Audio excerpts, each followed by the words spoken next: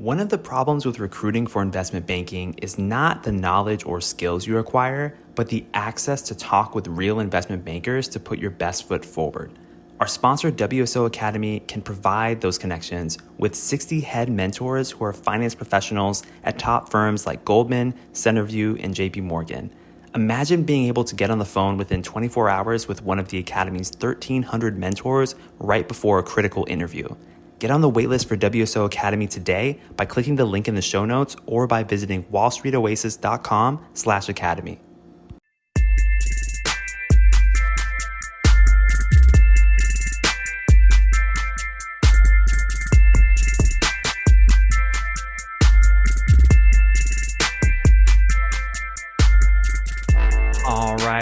All right. Welcome to Investment Banking Insights. This is the only show dedicated to helping you improve both your technical and non-technical training when it comes to investment banking, especially in the recruiting phase, especially if you don't come from a business or finance background like myself. I feel your pain. Because you probably have never seen a lot of this stuff before. But if you've made it this deep into the podcast, boy, you know a lot of stuff at this point. And so I'm so excited for you. Let's go ahead and get into today's technical topic. We're talking about the concept of deferred tax assets. And we talked about this before, but now I want to talk about it in the context of what we discussed last episode. You see, in the last episode, we spent a good several minutes talking about and breaking down the complete formula for goodwill and understanding that part of that formula is actually deferred tax assets in terms of writing them down. So that's today's question. Why write down a seller's existing deferred tax assets in an M&A deal? Why would you write down a seller's existing deferred tax assets in an M&A deal? Now, we've already talked about how we write down the value of the existing deferred tax liabilities and basically replace it with creating new deferred tax liabilities depending on the write-ups that happen.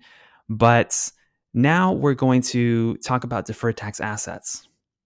So why are we writing down existing deferred tax assets? Well, deferred tax assets include net operating losses. Remember, we've talked about net operating losses a number of times. And the combined company, after the acquisition, they're going to want to use those net operating losses in order to offset their tax burden. Now, we have to remember some of the nuances of net operating losses in order to follow this through logically from this point. Remember that net operating losses can only be, quote unquote, used up by a certain amount every year. So it's only advantageous to the acquiring company when they purchase a target company if they're able to use the net operating losses of the target company before they expire. And remember that net operating losses, they can only be claimed for a certain period of time too. So that's what leads to the expiration. So there are two scenarios that we need to look at when we're talking about deferred tax assets, when one company is acquiring another. Here's scenario number one. The first scenario is that the acquiring company is able to use up all of the net operating losses of the target company. And that's really beneficial, right? Because that relieves the combined company of more tax burdens in the future. So in this case, though, it doesn't really make sense to write down the value of the deferred tax asset during the acquisition because it truly is an asset completely to the combined company. They're going to use all of it in order to offset future taxes. So actually, in that scenario, you don't write down anything when it comes to deferred tax assets. But here's the second scenario where it gets a little more complex. There's the possibility that the acquiring company realizes that post-acquisition, you know what? It's only going to be able to use a portion of the net operating losses of the target company. And so in order to account for this, it writes down the existing deferred tax asset in the deal and adds that to goodwill. And the reason that we would add this to goodwill is because remember that goodwill is a quote unquote plug that accounts for the amount of extra quote unquote money that's being paid for the target company. So if we're writing down something, but we're still paying for it, then the amount of the write down should be considered part of the goodwill. So that's why we're adding it to goodwill. So if the second scenario happens, how do we actually calculate it? How do we know how much we should write down the deferred tax asset? Well, it's not too complicated, but it does require a little bit of thought. So here's the equation for deferred tax asset write-downs. Deferred tax asset write-downs are equivalent to the buyer's tax rate multiplied by your net operating loss balance minus your allowed annual net operating loss multiplied by your expiration period. I'll go through that one more time. Your deferred tax asset write-down is equivalent to your buyer's tax rate multiplied by, and then the quantity of your net operating loss balance minus your allowed annual net operating loss multiplied by your expiration period. So what are we saying here? Let's go ahead and start kind of from the right side of the equation, moving left now, because sometimes I find it helpful to kind of move in both directions in order to understand what's going on. So if we look at just one part of the equation, and allowed annual net operating losses multiplied by the expiration period, what is that telling us? That's basically telling us how much of the net operating losses can be used up, right? If you got an annual net operating loss amount of $1 million and you got 5 years to use it, well, then you basically have $5 million worth of runway on your net operating losses that can decrease your tax burden. That's one part.